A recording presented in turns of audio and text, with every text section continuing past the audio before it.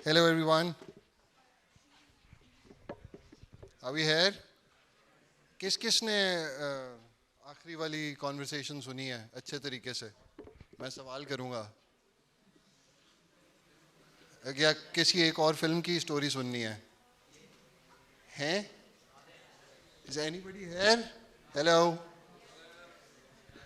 अच्छा, सो मेरा topic digital artistry पे है. किसी को शौक है या इल्म है कि ये क्या है, किस चीज़ के बारे में है? No idea. अच्छा, कोई आर्टिस्ट इधर बैठा है? क्या क्या करते हो आप लोग, थोड़ा सा बताओ. कोई बिजनेस, कोई फोटोग्राफर्स, स्टूडेंट्स? क्या पढ़ रहे हैं? Sorry, graphic designing. Okay, very good, that is an artist. उसके अलावा और कुछ कुछ थोड़ा सा प्रोफेशन बताओ. अच्छा, आए क्यों हैं? नॉलेज किस चीज़ के बारे में? नॉलेज तो बहुत सारी होती है. हैं? सॉरी.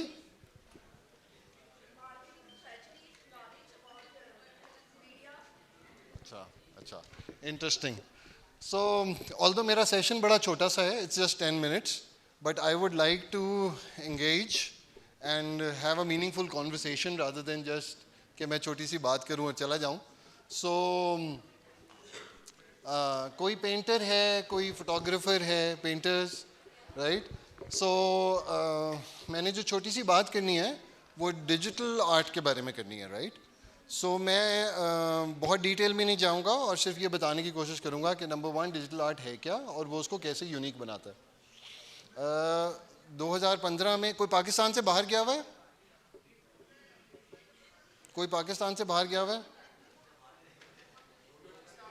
लाहौर से बाहर गए हो? हैं? वो भी नहीं गए? कुछ तो कर लो यार, किसी चीज़ का तो हाँ में जवाब दे दो. अच्छा, सो एक वेनिस में, इटली में एक बहुत बड़ा बिनाले होता है जिसको, जो आर्ट की एक बहुत बड़ी एग्जीबिशन है. अमान, ओके, थैंक यू. मेरा 9 साल का बच्चा है जो मेरी स्लाइड्स उधर से वो कर रहा है, ऑपरेट कर रहा है लैपटॉप से. और अभी जो मैं छोटा सा आर्ट वर्क आपको दिखाऊंगा उससे भी वो प्ले अराउंड करेगा. सो जो नॉलेज आप लोग लेने आए हो उसके अंदर सबसे इम्पॉर्टेंट चीज़ ये है कि कम्युनिकेट करें. जब तक मेरे से रिसीव नहीं करेंगे और जो आपके जहन में है वो बताएंगे नहीं तो कम्युनिकेशन फ़्लो नहीं होता. सो यहाँ बैठने का कोई फ़ायदा नहीं है अगर आप लोग सिर्फ टाइम ज़ाया करें. आई एम सॉरी, मैं इसलिए नहीं कह रहा, मैंने तो 4-5 तस्वीरें खिंचवा लूँगा और सोशल मीडिया पे चली जाएंगी, मेरा काम ख़त्म हो जाएगा, right? So it is for your benefit if you guys listen और आप कुछ ले लें रादर देन के सिर्फ बैठ के, और टाइम वैसे भी गुजर जाएगा. अच्छा, सो वेनिस बिनाले, यहाँ पे हमने एक आर्ट वर्क प्रोड्यूस किया. राशिद राना एक बहुत बड़े आर्टिस्ट हैं उनके लिए. और सबसे पहला इंटरैक्टिव आर्ट वर्क. सो ट्रेडिशनली जब बहुत बड़े बड़े आर्टिस्ट दुनिया के पेंटिंग्स बनाते थे, स्कल्पचर्स बनाते थे, उसकी एक लिमिटेशन होती थी. उसकी लिमिटेशन ये होती थी कि वो हज़ारों साल उसी तरह एग्जिस्ट करता रहता है जैसे वो बनाया जाता है. सो मेरे मुताबिक डिजिटल आर्टिस्ट्री में सबसे बड़ा इंटरेस्ट ये है कि आप उससे इंटरैक्ट कर सकते हैं. अब पेंटिंग आपसे बोलती है. Aman, can we move to the next slide please? Okay, so this was a room in Venice जो हमने लाहौर में प्रोड्यूस किया था. और इसमें लोग लाहौर से और इटली में वेनिस से एक दूसरे से बात कर सकते थे. So the art work was such कि आप खुद उसका हिस्सा बन जाते हैं, राइट? मैं थोड़ा सा आपको बताऊंगा कि ये क्या है आगे चल के. Aman, can we move to the next slide बेटा? ओके, कोई लाहौर बिनाले कभी किसी ने विजिट किया? लाहौर बिनाले एक एग्जीबिशन हुआ करती है, आर्ट एग्जीबिशन, आपको इल्म है? अच्छा, ये लाहौर बिनालेज मैंने प्रोड्यूस किए हैं. I put up all the art works, right? So digital art work काफ़ी सारा हिस्सा था. 80% of the biennales are turning out to be digital. Digital में जिस पॉइंट ऑफ व्यू की मैं बात करने लगा हूँ वो ये है कि इंटरैक्टिव है. आप तस्वीर को देख के उसको अपने मुताबिक ढाल सकते हैं, राइट? जब एक म्यूजिशियन परफॉर्म कर रहा होता है किसी भी एक नई जगह पे, तो वो कभी भी सेम ऑडियो नहीं प्रोड्यूस हो रही होती, कभी भी सेम नहीं हो रही होती, या उसका वक्त फ़र्क होगा। अगर वो एग्जैक्टली डेटो सेम टू सेम भी गाएगा ना, तो लोकेशन फ़र्क होगी, टाइम फ़र्क होगा, जो ऑडियंस सामने बैठी हुई है वो फ़र्क होगी, तो आपका आर्ट वर्क उससे बदल जाता है। ये आज के ज़माने की बातें हैं, राइट। जब हम पुराने ज़माने, एक पेंटिंग जो आज पिकासो की लटकी हुई है वो हमेशा उसी तरह एग्जिस्ट करती रहेगी, उसमें कभी कुछ बदलाव नहीं आएगा। लोग उसको देखते हैं। आपको पता है Web3 कैसे काम करता है, या पुरानी स्टैटिक वेबसाइट्स में और डायनेमिक वेबसाइट्स में क्या डिफरेंस है? कुछ थोड़ा सा इल्म है? सो सिर्फ वन वे इंफॉर्मेशन थी, आप सिर्फ देख सकते थे कि आप जो भी एग्जिस्ट कर रहा है वेबसाइट्स पे।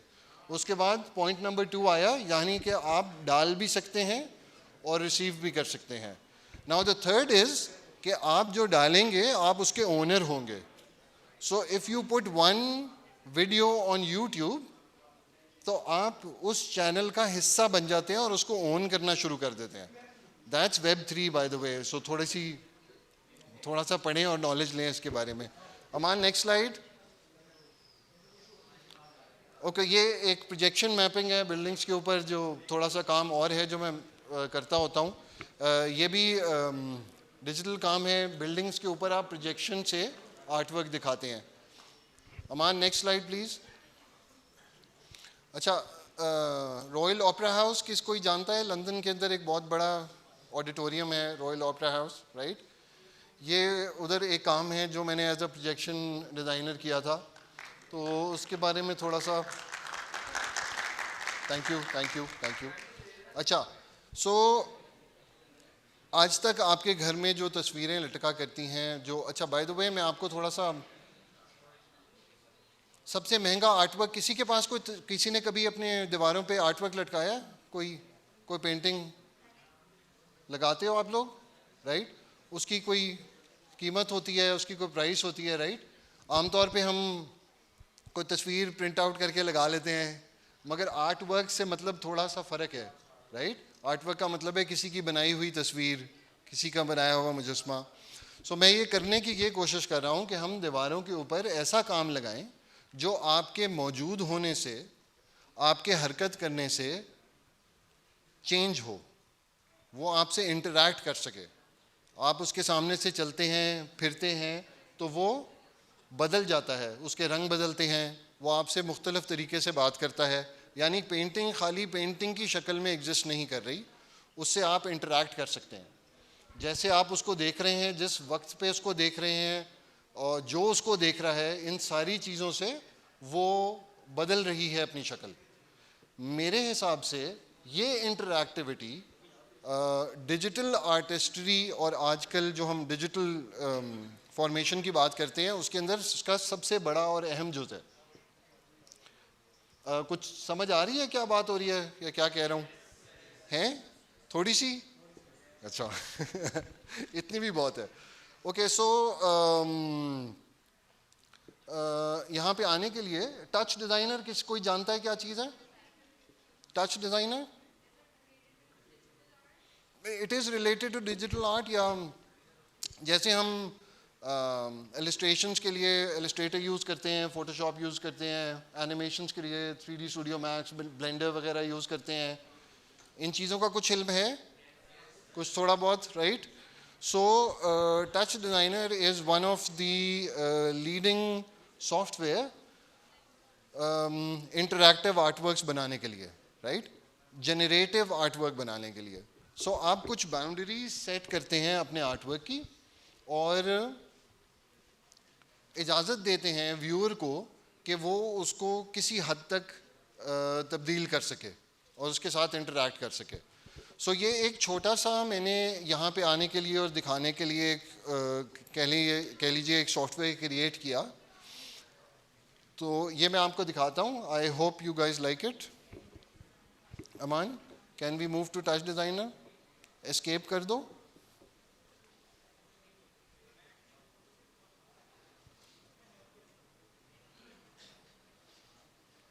ओके, सो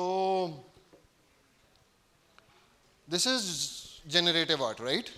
ये क्या चीज़ है कि एक बच्चा जो है वो माउस पैड पे अपने हाथ से ये जनरेट कर रहा है। ये जो चीज़ आप एक दफ़ा देख रहे हैं वो कभी भी दोबारा नहीं दिखेगी। आप कितना ही रिप्रोड्यूस करने की कोशिश कर लीजिए, वो दोबारा रिप्रोड्यूस नहीं होगा। तो इट्स वेरी सिंपल, इसके बहुत सारे interactive. Aman, can you press escape once? Okay, so this is the interface of touch designer. इसकी ये जो आपको नोड्स नज़र आ रहे हैं, ये it's kind of a programming that we do. We connect lines, 3Ds and different objects to create these kind of artworks. So इसका फ़ायदा यही है। अच्छा, इसको अभी जो इंटरेक्शन है यानी जो इनपुट है that is through mouse pointer, यानी टच पैड से हम उसको मूव कर सकते हैं, right? This can be integrated with any kind of sensors. For instance distance sensors या काइनेक्ट का किसी को पता है? काइनेक्ट प्ले स्टेशन के साथ एक आता है टीवी के ऊपर लगाने के लिए, जो आपकी आपका डिस्टेंस और आपकी एक कह लें आपका एक मैट निकाल लेता है। सो उसको पता चल रहा होता है कि आप हाथ किस तरह मूव कर रहे हो, आप टांगे किस तरह मूव कर रहे हो। So there are multiple inputs that we can use to interact with this art work. What I am trying to do is कि तस्वीर की जगह एक ऐसी फ्रेम आपके घर में एग्जिस्ट करता है जिसके सामने आपका होना और वक्त के लोगों के बदलने से, कितने लोग हैं, ज़्यादा हैं, कम हैं, बच्चा है, बड़ा है, उससे वो किसी हद तक बदलता रहेगा सारा वक्त, राइट? सो आई बिलीव कि this is how art work in the future will be changing. और उसकी सबसे इम्पॉर्टेंट चीज़ यही होगी कि वो टू वे होगा, खाली अब दिखने के लिए नहीं है, वो बदलेगा आपके देखने से, कि उसको कौन देख रहा है, किस वक्त देख रहा है, इन सारी चीज़ों से। सो that's about it. This is digital artistry. This ये है एक डिजिटल कैनवस कि आप उसको किस तरह से यूज़ कर सकते हैं। मैं ये सोच रहा हूँ कि किस तरह से आपको इस तरफ पुश करूँ कि क्या आप समझते हैं कि इससे आपकी कुछ नॉलेज में या कुछ इल्म में इजाफा हुआ या कुछ, राइट? कोई जो इसको परस्यू करने की कोशिश करे later on in life, seriously शौक है? It looks fun, right? अच्छा, okay, so that's about it. मैं थोड़ा सा आपको बस, अमान F1 करिए दोबारा से, and just and if anybody wants to come and try, they can try a little bit with the mouse pad. आप इसके साथ क्या कर सकते हैं, how it acts or come forward. अच्छा, it is smoother। ये स्क्रीन पे शायद थोड़ा सा आपको ऐसा दिख रहा है, but you want to try? Come.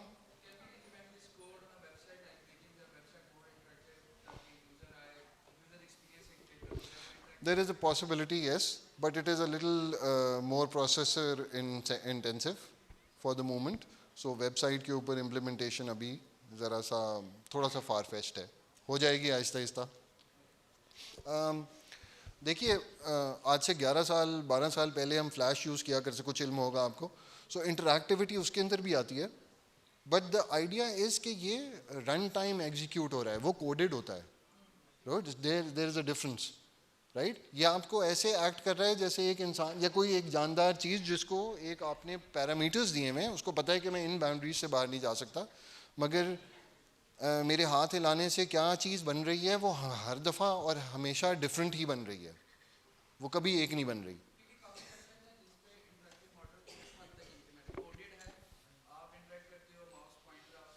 Exactly, exactly,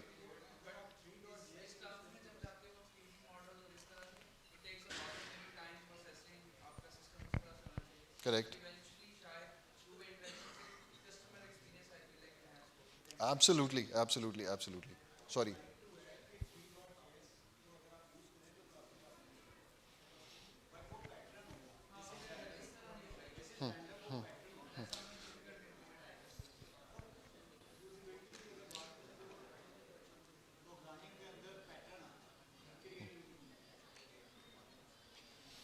so I hope you guys enjoyed it यार, थोड़ी सी कुछ नॉलेज आपके, मेरे पास 10 मिनट्स का सेशन है, and I think I am done with my time over, okay. Thank you so much, take care of yourself, शुक्रिया।